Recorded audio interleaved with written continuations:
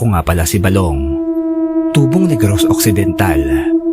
Nais ko lamang pong magbahagi ng isang kwentong kababalaghan. Ito po yung tinatawag nilang gabunan. Ang kwento pong ito ay karanasan ng aking ama. Kwento niya po ito sa akin bago siya mamaalam. Noong binata pang Itay, naging isang trabahador siya sa isang koprahan. Hindi niya lamang po nabanggit kung dito ba sa Negros o sa ibang lugar. Yung koprahan pong iyon ay siya ang naging katiwala simula ng mag-ibang bansa ang may-ari nito. Bali noong mga panahong yon, dalawa lamang daw silang nasa barracks nila sa koprahan, si Itay at ang isang lalaking nagngangalang Amado. Napakamahiwaga raw ng lalaking yon. Ayon pa kay Itay, napakasipag daw nito. Kahit buong araw daw itong nagtatrabaho, parang hindi nakakaramdam ng pagod. Ang itsura daw ng lalaking ito ay may maitim na balat na minsan ay napapansin pa ng Itay na minsan daw ay sobrang kintab ng balat nito at sobrang itim talaga. Parang kalabaw daw ang lakas ni Amado o higit pa nga raw. Ayon din kay Itay, mainitin daw ang ulo ng lalaking yon. Bugnutin kumbaga. Isang araw ay mayroon daw nagbiro dito. Ang sabi daw ng isang lalaki kay Amado ay baka pinaglihi ito sa uling. Yun daw ang unang beses na nakita ng Itay kung gaano kabagsik itong si Amado. Mula raw sa mga ilang hakbang na layo ng lalaki kay Amado, mabilis daw nitong nalapitan ng lalaking yon at mabilis ding nasakal sa leeg. Sa sobrang lakas daw ni Amado ay naiangat niya ang lalaki gamit lamang ang isang kamay. Parang wala nga lang raw kahirap-hirap niyang nagawa yon. At bilang katiwala ng koprahan, si Itay ang unang lumapit sa dalawang ito upang umawat sa kanilang asaran na nauwi sa pananakal. Ayon pa kay Itay, napakalakas daw talaga ni Amado. Hindi raw nito mabitawan ang kanyang sakal-sakal na lalaki. Pero saglit lang din daw ay ibinaba niya ito. Parang binigyan niya lang daw ito ng babala na huwag na siyang bibiruin sa mga susunod na pagkakataon. Ang lalaki ay halos hindi makahinga na nakalumpasay sa lupa. Sabi pa rin ng Itay, yung kulay daw ng buhok ni Amado ay mas lalong dumami ang puti. Para bang nagpakuli ito ng puting buhok. Dahil sa bilis ng pagbabago ng kulay nito, pati ang balat ay lalong kumikintab sa itim. Yung bang parang salamin na kapag tinatamaan ng sinag ng araw. Noong kinagabihan nga na yon, kasama ni Itay si Amado sa kanilang barracks. Dalawa lamang sila rito. Patingin-tingin daw ang Itay noon kay Amado na parang may nais itanong, pero hindi pa man nagsasalita ang Itay. Nagbitaw na kaagad ng salita si Amado. "Boy, alam kong may nais kang sabihin. Tungkol ba ito kanina? Pagpasensyahan mo na lang, hindi kasi talaga ako mahilig makipagbiruan." Pagbungad raw sa kanya ni Amado. Gusto ko lang makipagkwentuhan sa iyo, Amado. Sakat sa tingin ko ay hindi ka naman masamang tao. Tugon naman ng Itay. "Halika boy, may sasabihin ako sa iyo." Noong lalapit na ang Itay sa kanya, medyo kinakabahan pa ito kasi alam niyang lubhang delikado ang kasama niyang iyon dahil sa lakas nito. Ngunit noong makalapit ang Itay, agad raw nagkwento si Amado. "Alam mo boy, ngayon lang ako nagkaroon ng kausap na tao." Matalinhagang wika ni Amado kay Itay. Naguguluhan naman ang Itay noon sapagkat parang may kakaiba sa mga binitawan nitong salita. Nang magpatuloy pang muli, "Boy, iba ka. Alam kong hindi ka naman katulad ng ibang mga tao, kaya magtitiwala ako sa iyo. Kung nagtataka ka sa itsura ko, kung bakit nag-iiba ang kulay ng aking buhok at ang lakas kong pambihira, dahil hindi ako isang katulad niyo. Galing ako sa isang lahi ng mga pinakamapanganib na aswang.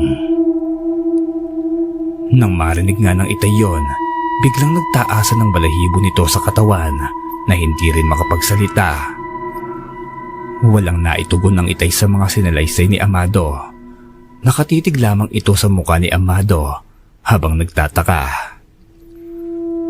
Oo, mahirap paniwalaan, pero totoo ang aking mga sinasabi. Kung gusto mong makita, ay ipapakita ko sa iyo. Pero ipangako mo lang na hindi mo ito ipagsasabi higit kanino man. Wika naman ni Amado.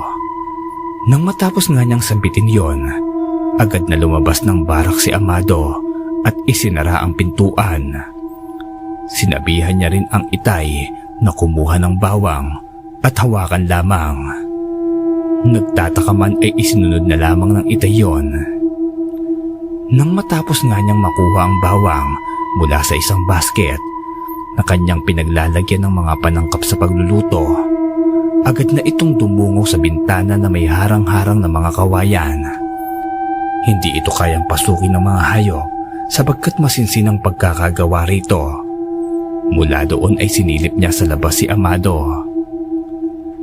Nakita niya itong nakatayo sa labas at nakatingin lamang sa kanya nang biglang nagbago ang anyo nito.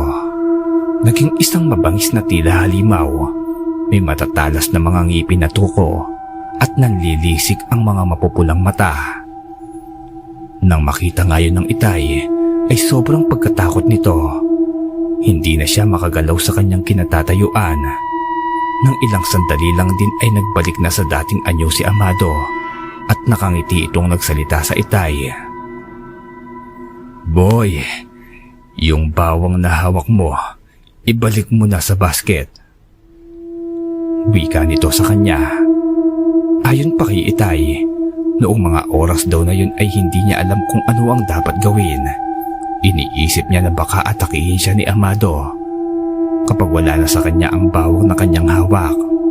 Pero naisip niya rin na si Amado ang nag-utos na kumuha siya nito at saka mabait ito sa kanya, kaya lakas loob na ibinalik ng itay ang bawang sa basket.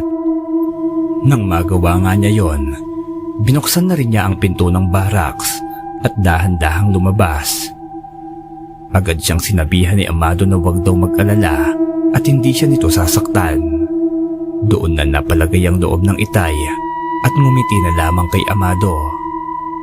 Hindi pa rin makapaniwala ang itay sa kanyang mga nakita, kaya naman hindi siya nagsasalita noong mga oras na yon. Ayon pa kay itay, napalagay daw ang loob niya kay Amado nang maikwento nito ang tungkol sa kanyang pamilya. Malamang ay nagtatanong ang isipan mo kung paano nagkaroon ng ganitong nilalang. Hindi ko rin iyan masasagot sapagkat bago pa man ako nagkaisip bilang isang gabunan, bata pa lang noong mangyari ang trahedya sa aking pamilya. Ang inay at itay ay mga aswang rin, pero pinatay sila ng mga kapwa namin. Hindi ko lang alam kung nasaan matatagpuan ng mga yon, pero napakarami nila noong gabing yon.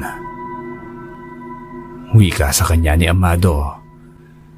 Noon ngang sinabi iyon ni Amado ay hindi na raw ito nagbanggit pa ng kung ano-ano. Naging maayos naman ang pagsasama nila sa barracks na yon hanggang sa makilala ng itay ang aking inay. Naging magkasintahan sila hanggang sa umabot sa kasalan. Imbitado pa nga raw si Amado sa kasal nila, pero hindi raw ito pumasok sa simbahan. Hindi rin ito kumain ng kahit na anong handa sa kasal nila. Pero naroon lamang si Amado sa isang upuan at nakamasid lamang sa mga tao. Ayon pa kay itay, kahit doon nasa barak sila ay hindi kumakain ng kung ano-ano si Amado. Siya raw ang nagluluto ng kanyang mga kakainin at nasisiguro nito na wala iyong asin. Nang makalipas lang daw ang mga ilang buwan, dumating na ang pinakahihintay nila itay at inay, ang pagdadalang tao ni inay, at ako po iyon. Dito na raw mas lalong nasubok ni itay ang kakayahan ni Amado. Nakatira pa daw noon sila itay sa kalapit lamang ng barracks kung saan naroon si Amado. Isang gabi, habang kabilugan ng buwan, napansin daw ng Itay si Amado sa harapan ng kanilang bahay. Nagtataka pa raw ang Itay kung bakit naroon si Amado, hanggang sa nagsabi ang inay na kanina pa raw ito nakakaramdam ng kakaiba. Yun bang parang laging minakamasid sa kanya? Nang naisip ni Itay na baka may masamang balak si Amado sa kanyang asawa na buntis noon, agad na kumuha si Itay ng karit. Tulad ng sabi sa kanya ni Amado, na takot ang mga aswang sa karit. Maging siya kasi ay takot rito. Ngunit nang lumabas ang Itay sa pinto ng kanilang bahay, laking gulat nito nang may nakita siyang isang babae na kaharap ni Amado. Nang makita mismo ng Itay ang kanyang harapan, kung paano nagbatuhan ng mga salita ang dalawa. Sinasabi ko na nga ba, may masamang balak ka sa buntis. Wika ni Amado sa babaeng yon. Teka, ano naman ang kaya mong gawin? Kaya mo ba akong pigilan? Tugon naman ng babae. Pagkasabi nga ng babae na yon, agad nagpakita ng anyong aswang si Amado. Isang anyong gabunan. Nang makita nga iyon ng babae, ay mabilis itong nataranta at lumayo sa kinaroroonan ni Amado. Takot na takot ito sa kanya. Doon na nilapitan ni Itay si Amado, ngunit ayaw siya nitong palapitin hanggang hawak nito ang karit. Sabi pa ni Amado, mayroon daw siyang naramdaman na kakaiba sa paligid. Alam daw niya kapag may banta ng aswang. Kaya naman laking pasasalamat pa ni Itay kay Amado noong malaman niyang ito pala ang nagliligtas sa kanila sa kamay ng aswang na yon. Ayon din kay Itay, matapos makapanganak ang inay ay hindi na nila pang nakitang muli si Amado. Pero nitong nakaraang taon lang na maalam ang Itay sa mundong ibabaw, may nakita po akong isang lalaki na naroon sa huling gabi ng kanyang burol. Ang itsura po ng lalaki ay katulad ng mga inilarawan sa akin ng Itay tungkol kay Amado. Kinausap ko po siya upang tanungin kung siya ba si Amado na madalas maikwento ng Itay. Pero ang sabi nito, hindi raw Amado ang kanyang ngalan at agad na itong umalis. Pero malakas talaga ang kutob ko, Sir DM, na siya si Amado. Hanggang dito na lamang po ang kwento, Sir DM. Maraming salamat po sa inyo. Mabuhay kayo.